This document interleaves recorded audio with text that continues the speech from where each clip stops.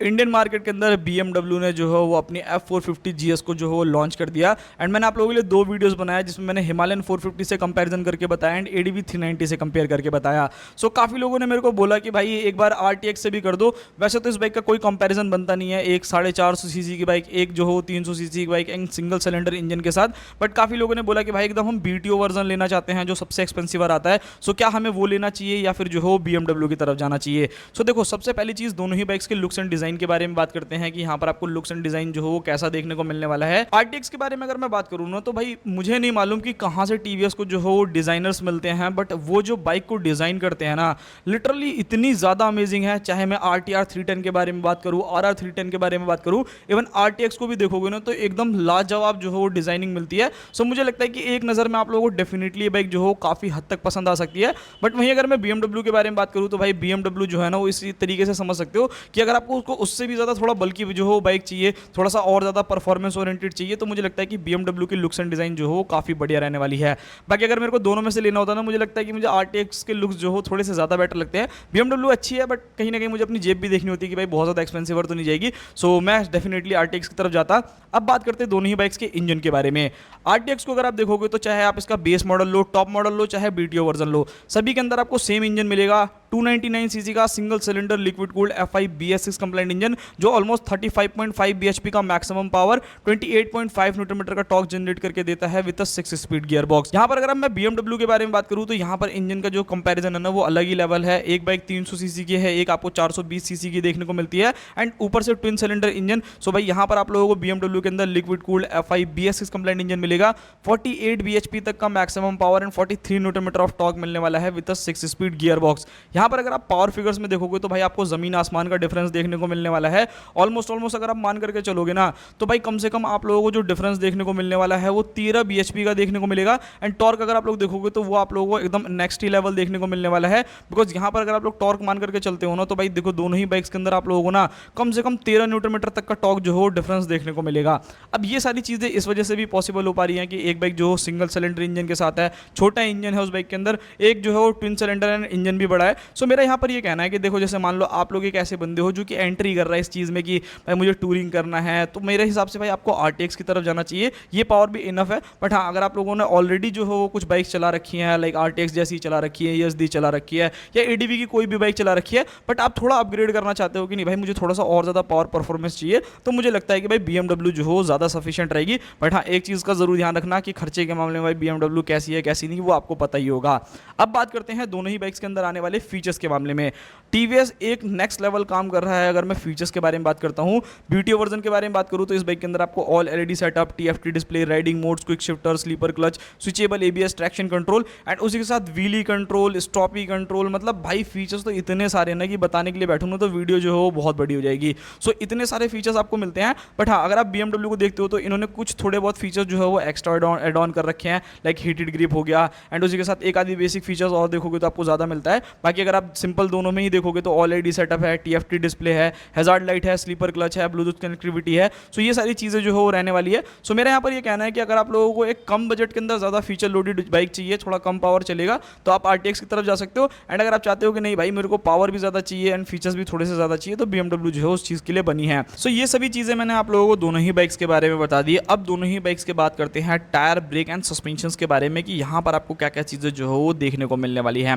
सबसे पहली चीज़ के बारे में बात करते हैं कि यहाँ पर आप लोगों को जो RTX है उसके अंदर कैसा टायर देखने को मिलेगा। सो बेसिकली इस बाइक के अंदर आपको 110, 80, 19 इंच के जो हो फ्रंट में टायर्स देखने को मिलने वाले हैं एंड अगर आप रियर में जाते हो तो 150, 70, 70 इंच के जो हो रियर टायर्स देखने को मिलेंगे। सो मेरे हिसाब से भाई काफ़ी अच्छे खासे टायर जो हो आप लोगों को बाइक में मिलते हैं। ऑफ रोडिंग जो हो करना चाहते हो कर सकते हो, लॉन्ग राइड्स अगर आप लोग करना चाहते हो, टूरिंग जो हो करना चाहते हो, सो उन सभी चीज़ों में जो हो सफिशिएंट है, कोई दिक्कत नहीं है। बट वहीं अगर आप लोग देखते हो BMW की तरफ से आने वाली F450 GS को, सो बेसिकली उसके अंदर आपको 190, 90 इंच के जो हो फ्रंट टायर, 130, 80, 70 इंच के जो हो रियर टायर देखने को मिलेंगे। सो यहाँ पर अगर आप लोग देखोगे ना तो देखो टायर साइज जो हो थोड़ा सा जो आप लोगों को छोटा जो हो महसूस होगा कि हाँ बाइक के अंदर जो हो छोटा सा टायर आता है। बट मेरा मानना यह है कि भाई देखो डिपेंड करता है टोटली आप लोगों के ऊपर कि आप जो हो दोनों ही बाइक को कैसे यूज़ जो हो करने वाले हो। सो उस हिसाब से जो हो आप लोग बाइक की तरफ जो हो जा सकते हो।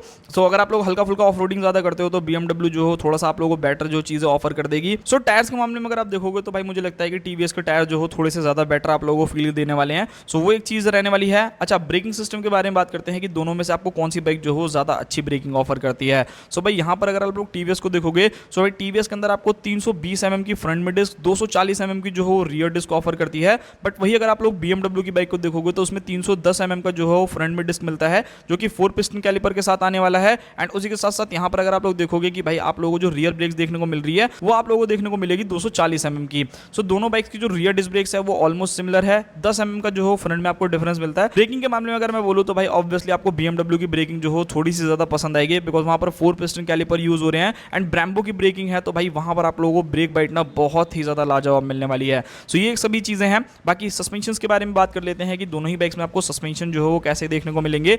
एक तरफ जो आपकी अपाचे RTX है उसके अंदर 41 mm का USD suspension and monoshock absorber आता है। यहाँ पर आप लोग फुल्ली एडजस्टेबल जो हो सस्पेंशन की तरफ जा सकते हो, मतलब BTO वर्जन की तरफ जा सकते हो। तो आप उसको कंप्रेस करना चाहो, रिबाउंड करना चाहो, वो सभी चीजें कर लोगे। अच्छा, BMW में देखोगे तो वहां पे भी क्या है कि एडजस्टेबल लिवर्स का आपके लिए ऑप्शन है, बट वो सिर्फ टॉप वेरिएंट के अंदर आप लोगों को देखने को मिलेगा। यहाँ पर आप लोगों को 43 mm के USD suspension and monoshock absorbers देखने को मिल जाते हैं। सो ये थोड़ी सी चीजें जो हो कॉम्प्लिकेटेड होती हैं। लाइक अगर आप लोग TVS के बेस मॉडल की तरफ जाओगे सो वहां पर आपको सस्पेंशन जो है एडजस्टेबल नहीं मिलेंगे, बट BMW में अगर आप लोग सस्पेंशन लेने जाओगे तो उसके लिए आपको अच्छे खासे पैसे जो है वो खर्च करने पड़ेंगे। सो भाई वो चीजें जो हो आप लोग देख लेना अपने हिसाब से। नाउ अब बात करते हैं दोनों ही बाइक के डायमेंशंस के बारे में कि यहाँ पर आपको क्या क्या डिफरेंसेस जो है वो देखने को मिलेंगे। सो भाई डायमेंशंस के मामले में तो भाई मतलब BMW ने ना कुछ अलग ही क्रेज ही कर रखा है। दोनों ही बाइक्स के अगर आप वेट को देखते हो सो RTX जो हो लगभग आप लोगों को 180 किलो की जो हो आप लोगों को वेट करेगी, जो कि एक सिंगल सिलेंडर बाइक है। बट वहीं अगर आप BMW को देखते हो, ये बाइक ट्विन सिलेंडर होने के बावजूद भी भाई आपको सिर्फ और सिर्फ 178 kg का वेट करती है। सो लिटरली आप समझ सकते हो कि पावर टू वेट रेशियो कितना ही ज्यादा कमाल का रहने वाला है। वैसे तो RTX वैसे ही आप लोगों को कम पावर जनरेट करती है, बट भाई यहाँ पर अगर आप लोग पावर टू वेट रेशियो देखोगे तो और ज्यादा कमाल का निकल करके आने वाला है BMW का। अच्छा, सीट हाइट में डेफिनेटली आपको डिफरेंस देखने को मिलेगा। BMW की जो आप लोगों को F450 GS आती है वो लगभग 845 mm का जो हो सीट हाइट ऑफर करती है। यहाँ पर चीजें जो हो थोड़ी सी कॉम्प्लिकेटेड हो जाती हैं। लाइक अगर आप RTX को देखोगे तो उसके अंदर आपको 835 mm का जो है भाई सीट हाइट मिलता है, जिसकी वजह से अगर आप एक शॉर्ट राइडर हो, 5.5 आपकी हाइट है, तो भी कहीं ना कहीं बाइक को चला लोगे एंड उसके ऊपर के हो तो कोई दिक्कत नहीं है। बट हाँ, उससे नीचे होगे तो थोड़ी सी प्रॉब्लम होगी। बट BMW में अगर आप लोगों को लेकर के जाना है ना तो 845 mm की सीट हाइट है, आराम से आपकी हाइट 5.6 5.7 इससे तो अबव ही होनी चाहिए, तभी आप उस बाइक को चला पाओगे, वरना आप लोगों के पैर ही नहीं आएंगे, जो कि एक दिक्कत वाली बात है उन लोगों के लिए जो शॉर्ट राइडर्स रहने वाले हैं। सो ये चीजें हैं। देखो बाकी मैंने आपको सारी की सारी चीजें बता दी। वाइब्रेशन, हीटिंग इशू अगर आप लोग देखोगे सो देखो वाइब्रेशंस के मामले में RTX थोड़ा सा ज्यादा वाइब्रेशन करने वाली है। ट्विन सिलेंडर इंजन है तो थोड़ा सा वाइब्रेशंस कम करेगा। हीटिंग इशू के बारे में बात करूं तो भाई ऑब्वियसली दोनों बाइक्स का हीटिंग इशू जो है ना ठीक ठाक है। दोनों बाइक में अगर आप हीटिंग इशू देखोगे तो RTX कंपैरिजन अगर आप F450 से कर रहे हो तो वहां पर आपको ज्यादा हीटिंग मिलेगा, RTX के अंदर थोड़ा सा जो हो कम मिलने वाला है।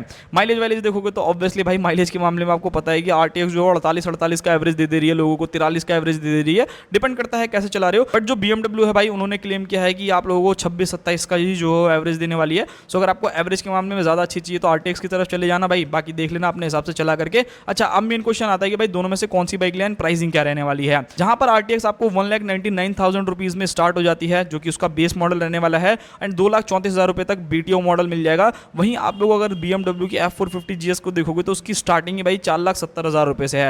मतलब अगर मैं मोटा मान करके चलूँ ना तो सीधा डबल प्राइसिंग आप लोगों को पे करनी पड़ेगी अगर आप नॉर्मल टॉप वेरिएंट लेते हो RTX का एंड बेस मॉडल लेते हो अपनी F450 GS का। सो मेरा यहाँ पर ये कहना है, देखो आप लोगों को चीज़ों को समझना पड़ेगा। अगर आप एक ऐसे बंदे हो जिसने अभी ADV कैटेगरी में जो हो कदम रखा है कि नहीं भाई मैंने स्टार्टिंग करी है, मेरे को बहुत ज़्यादा हैवी बाइक नहीं चाहिए, अपने खर्चे भी जो हो देखने हैं, बजट में मेरे को बाइक चाहिए, ठीक ठाक फीचर चाहिए एंड 35 bhp भी मेरे लिए इनफ है। सो भाई आप डेफिनेटली जो हो RTX की तरफ चले जाओ। बट वहीं अगर आप एक ऐसे बंदे हो जिसने एक्सपल्स जैसी बाइक जो हो चला रखी है, या फिर जो हो 300-350 सीसी तक की बाइक जो हो वो ऑलरेडी ओन कर रखी है, बट आप चाहते हो कि नहीं भाई मेरे को थोड़ा सा अपग्रेडेशन करना है, थोड़ा सा ज़्यादा पावरफुल मुझे बाइक चाहिए, पैसे को मेरे को पास कोई दिक्कत नहीं है, बजट का मेरे पास कोई इशू नहीं है, सो आप जो हो डेफिनेटली BMW की तरफ जा सकते हो। बाकी आप दोनों में से कौन सी बाइक लेना ज़्यादा पसंद करोगे वो आप मुझे कमेंट बॉक्स में बताना। मिलते हैं किसी और नेक्स्ट वीडियो में।